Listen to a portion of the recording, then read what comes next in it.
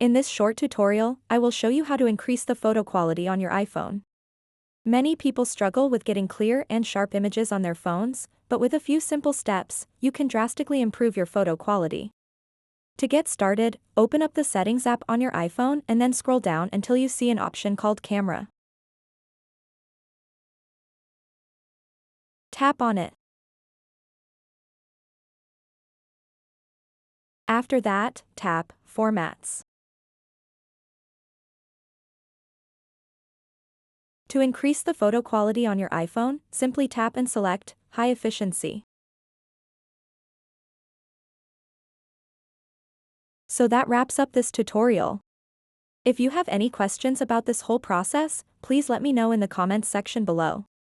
And if this video helped you out, please give it a big thumbs up and subscribe to this channel for more tutorial videos like this one. Thank you so much for watching and have a good day.